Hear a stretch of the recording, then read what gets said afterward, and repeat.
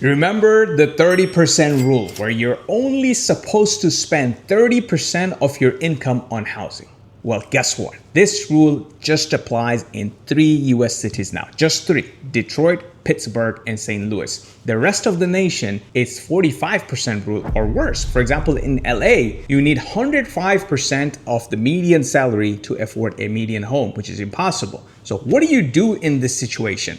If you have $100,000 saved up and you don't want to spend it trying to play a rigged game, well, let me show you how I would deploy it in the US and Dubai smartly. Okay, so let's go over the first scenario where, let's say I want something with low risk and stable growth. Basically something that grows quietly while I live my life. So in the US, in that case, I would buy a small rental property somewhere in the Midwest, Michigan, Ohio, or Indiana, and maybe get 5 to 6% cash flow. Now let's be real here.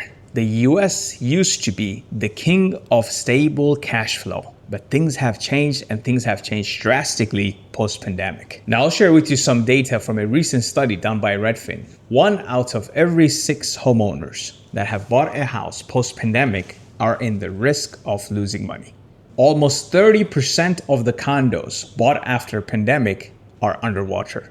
And in Austin, Texas, nearly 50% of all homes bought after pandemic, if they were to sell right now, they would sell at a loss.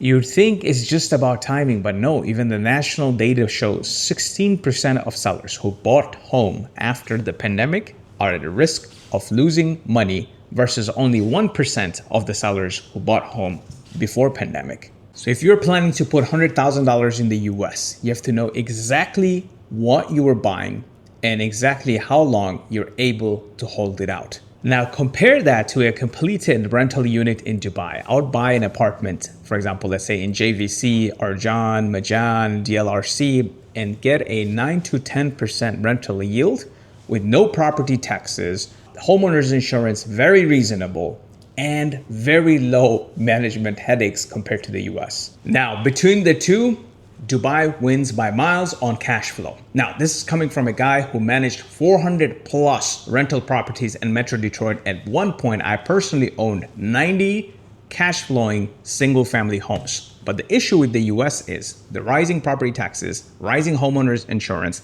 and the quality of tenants constantly going down. Tenants not paying rent on time, and the eviction process takes 3 to 6 months to even a year, depending on where you're renting it out. Comparison to Dubai, it's much easier to automate, much easier to scale because there's no property taxes and the tenant quality is awesome. It's fantastic. So basically less management headache, higher return, and ultimately in the long run, much bigger cash flow.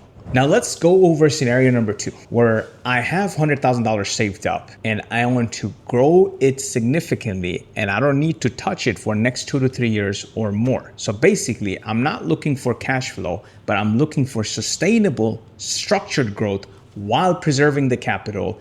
And at the end, I want to have an exit clarity so I know when I'll get the money and approximately how much that capital will grow into.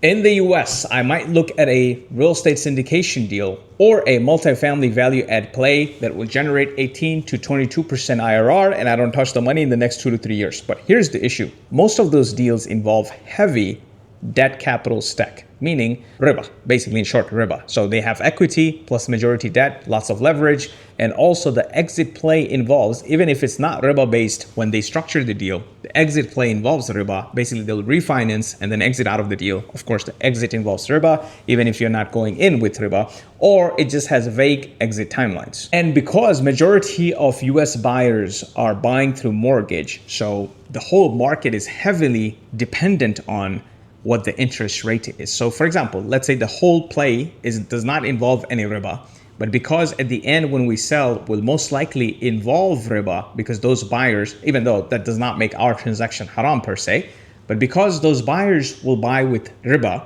what happens is based on interest rate going up and down, the demand for our asset also goes up and down. Versus in Dubai, just on this example, 82% of the buyers are cash buyers, only 18% are mortgage. So it's not as dependent on interest rate as the US is. Now, let's say if I have the same 100K to put in and I don't need access to it for the next 2 to 3 years, there's many investment options in Dubai. For example, you could invest in off-plan properties where you know it's a large developer, it's coming with a very good property with very good upsell opportunity, and the location is awesome. You could invest in an off-plan opportunity and it will take the developer to, for example, 1.5 years, 2 years to 3 years to complete the project, and you holding that throughout that project. At the end, by the time it's completed, the value just goes up. Or you could do something pre-off plan where you're basically buying even lower.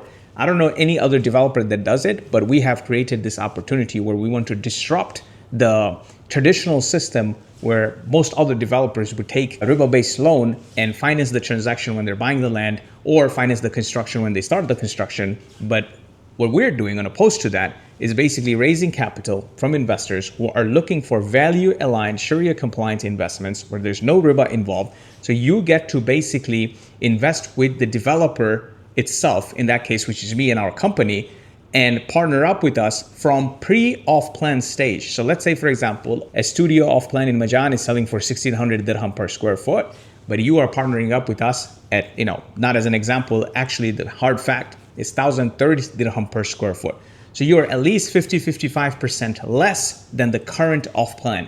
Even buying it at an off-plan price is really good, right? Because the potential of going even higher is big. But imagine now you were able to partner up pre-off plan. So our investment structure is 2 to 2.5 years exit plan with clear terms how you're going to exit. So this is an opportunity you can look into versus the US.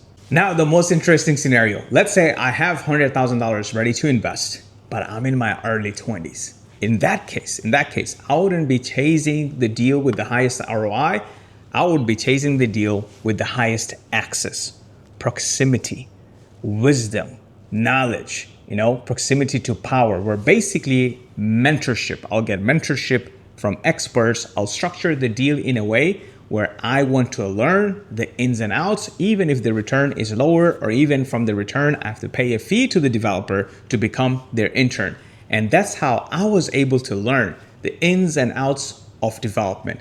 I partnered up with the developer a long time ago, where basically I shadowed him in every single meetings, every single negotiation, every single contracts that he was signing, that he was negotiating with the vendors, that he was structuring the deals. Unfortunately, he was taking loans, but I was in the meetings with him, with the banks. So I knew how the banks structure it, and I figured out how we could structure it different and make a product. For all these, there was supposed to be a payment. I never asked for it. He promised me a payment. I never got paid, or at least yet. But I'm not going to go and ask him for the payment, because what he taught me was much bigger than the payment that was promised. And the payment was in the high 6 figures, close to 7 figures of all the value actually that I had brought at that time. But for me, that access, that knowledge was bigger. So if you're in your early 20s and you're watching this video, and if you have $100,000 ready to invest, find a local developer partner, a broker partner, broker who's basically doing large things, right? Or a builder or a developer, where you can actually get access and you can learn. In the US, there are a few brothers who are doing it. You can partner up with them. Or in Dubai, you can partner up with us, right? And by the way, I don't have any mentorship programs, but I'm just saying, you basically you put a proposal where it makes sense for the party to mentor you and probably give you a lower return in exchange of it. Whatever the case, if you're in your early 20s and if you have 100K saved up, mashallah, Allahumma barik, kudos to you, but don't chase the deal only with highest ROI. If you want to be in the real estate game in the long run, chase something that will also teach you and give you access. What most people don't realize is that the fastest growth does not come from the highest ROI, but it comes from reducing the learning curve, right? Shortening or compressing the time it would take for you to learn something. And for that, you, of course, watch these type of videos and invest in things where you don't just get the ROI, you get the access, you get the knowledge, you get the wisdom. With that said, with $100,000 saved up, look, you're not gonna get rich overnight, but consider this $100,000 your first brick. Now, based on your personality, based on your timeline, based on your risk appetite, and based on the journey you want to pursue, you have to lay the first brick in the right place. Whether it's US or Dubai, don't chase hype, chase alignment. Pick a path that does not only give you ROI, but that fits your vision, your purpose, and your big goals.